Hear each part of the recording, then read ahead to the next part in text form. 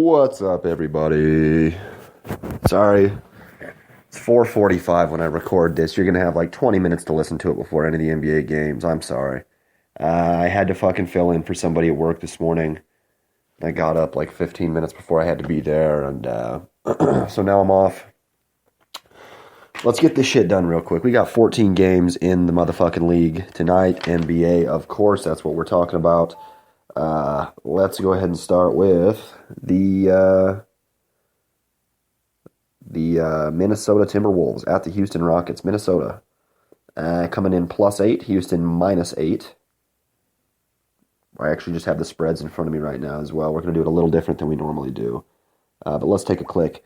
Houston locked into the third spot. Minnesota locked into the not going to the playoffs. Last night they lose 198 at home against Oklahoma City.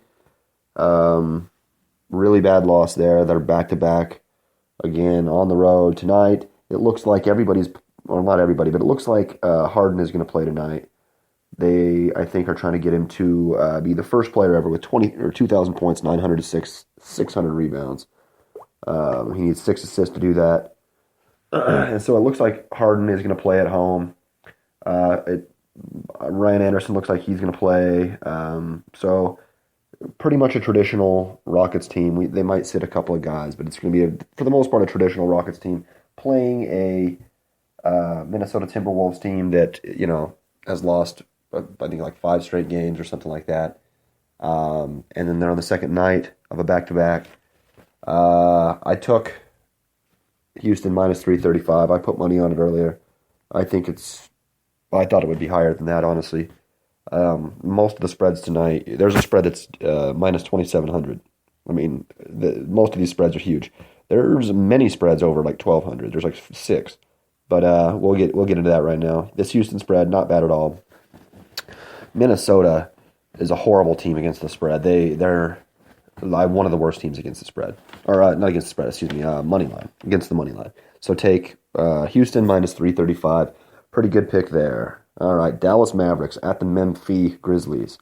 Again, another team that's locked into its spot, doesn't have a ton to play for, but it does look like they are likely going to play their starters. They just want to get back into a rhythm, says Fizdale, the coach. And it does look like they're going to kind of just play their regular starters. Tony Romo is not going to be available for the game tonight for Dallas. Looks like he's got shit to do also. So go ahead and I actually stayed away from this. I didn't bet it. It's -9 for Memphis, +9 for Dallas, -415 for Memphis, +345 for Dallas. I think that this should be a closer spread than the Houston Minnesota. But it's not, and I don't really know who's going to show up for either team. As far as Memphis has looked really bad lately. I think the Mavs have lost like 5 straight too, but you never really know. I just don't love this with nothing to win for Memphis. I just don't love it, so I stayed away from it. Alrighty, we move on, don't we? Denver at OK to the motherfucking C. Westbrook's going to play, it looks like. Looks like just about everybody's going to play for Oklahoma City. They just want to get into a groove as well. Denver is Denver. Pretty good team, obviously. And I actually didn't bet on this, but it's Oklahoma City -4.5, and they're -210 to a +175 for Denver. I said take the Oklahoma City. They were actually a -195 earlier when it wasn't clear if Westbrook was going to play. Right now, I think I like Oklahoma City quite a bit. -210 sounds pretty good there. How about Toronto at Cleveland? Good matchup for the end of the season. 1 game difference. If Toronto wins the game, they have the same record, 51-31. LeBron James is going to be out for sure. Kyrie and Kevin Love. Let's see. Maybe, is it Kyrie and Kevin that might be out? Let me check. Kyrie and Tristan Thompson might be out. I wouldn't be surprised if that happens. I got Toronto at a -1.5 on the road, -125, +105 for Cleveland. I put money on Toronto minus 125. They're going to play all of their players. Um, and if LeBron's not going to be in the game, then they're clearly going to be the better team. On the road, I thought that would be a way higher spread.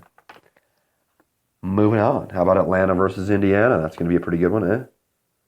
Where are we at here? Let me click some buttons.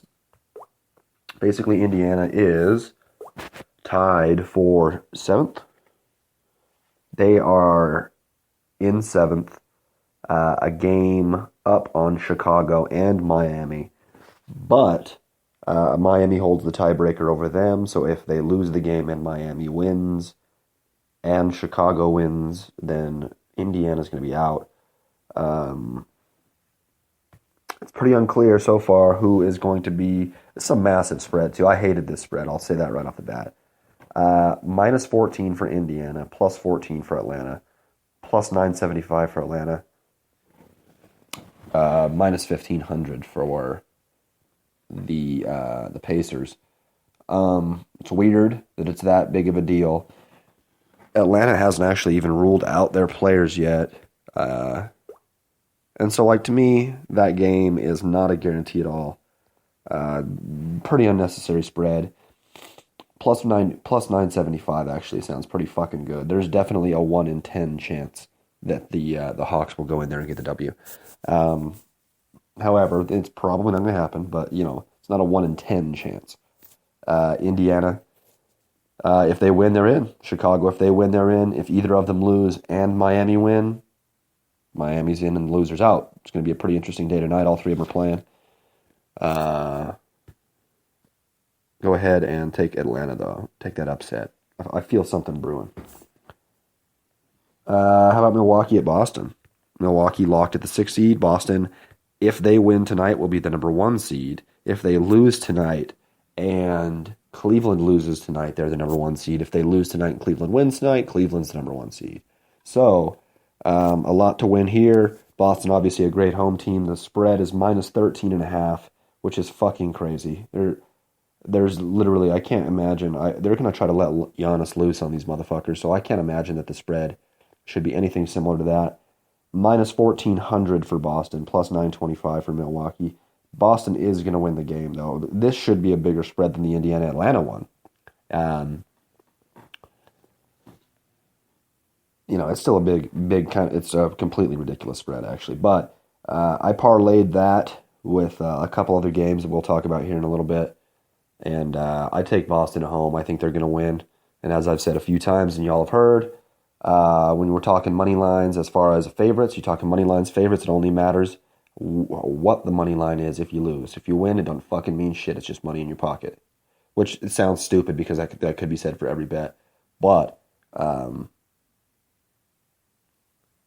every bet, the majority of other bets have even odds. And the knock on money line is that the odds are just too heavy. But the odds aren't too heavy if you win, which is the fucking actual truth. Detroit at Orlando. Neither of them are going to the playoffs. It looks like both teams are going to play everybody they have, though, and just kind of make a game of it. Detroit plus 2, plus 110. Orlando minus 130, obviously minus 2. I put a little ducat on Detroit. I think they have superior skills, superior talent, and I think that they're going to be a little bit more butthurt about not making the playoffs than the Magic will be. And if you're giving me plus 2, I think I'll go ahead and take that shit.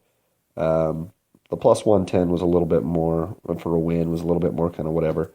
Whereas you can get your money back, or you can even, win dollars with a loss for, generally the same exact fucking price. So I laid off it and took the spread on that one, underdog spread. All right, Philly at New York. Same situation for both of those teams. Neither of them are going to be going to the playoffs. Philadelphia, 1.5 point favorite on the road. Don't know who's going to play for New York. It's pretty unclear. They don't have a lot of people, obviously with the Rose injury and yada, yada, yada. I'd stay away from this game. This is just a weird game. I got nothing to say on that one. All right, Washington Wiz Criz versus the Miami Heat. Wall's going to sit. Beal, it's uncertain if he's going to sit or not. I think because of the spread, they think he's going to. it doesn't look like Waiters is playing. Miami needs this win to get in. Miami a -11 at home, a -650 on the money line, and a +500 for the Wizards on the money line. I took the Wizards because they're a better team overall, even if they're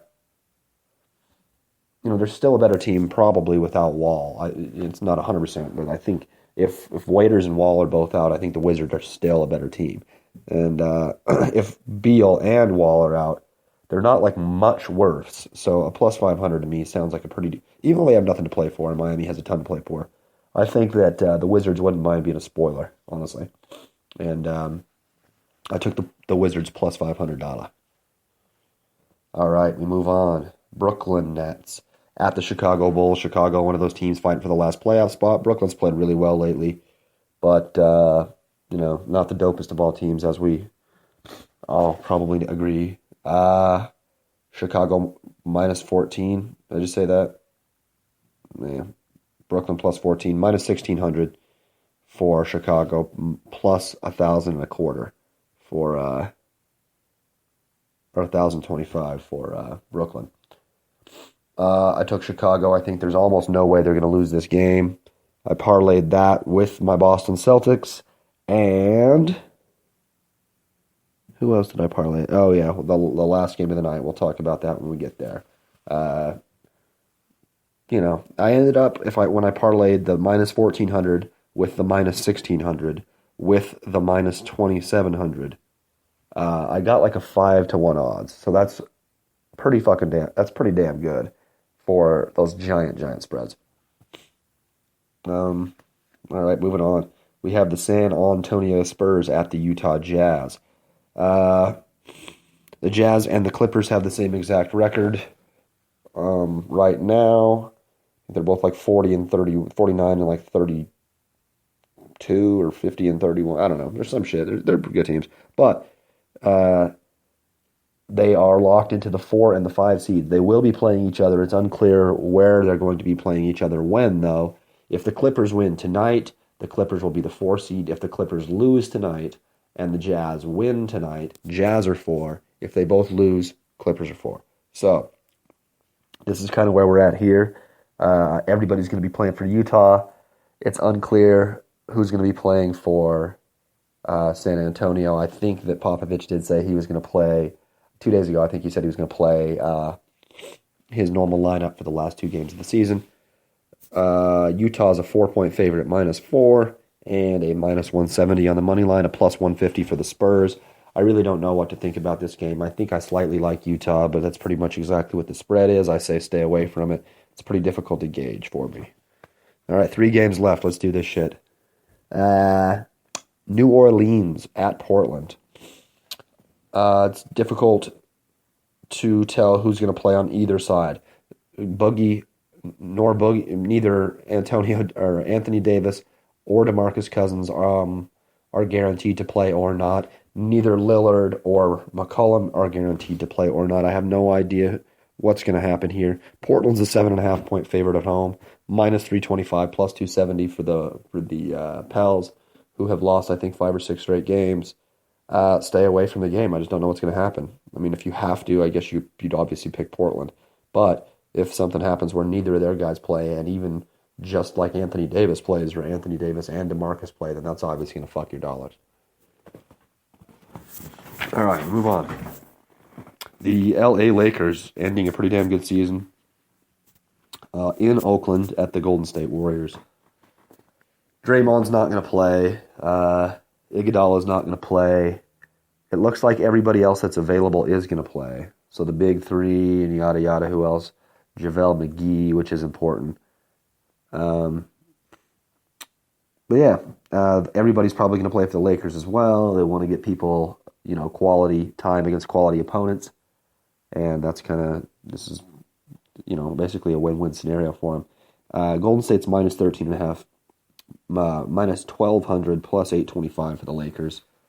I have no idea who to pick here. I could see the Lakers winning. They beat them earlier in the season. I could see them winning the game, but it's very unlikely. But I don't like the fact that there's nothing really on the line for Golden State at a -1,200. I don't like that at all. So I just didn't take it.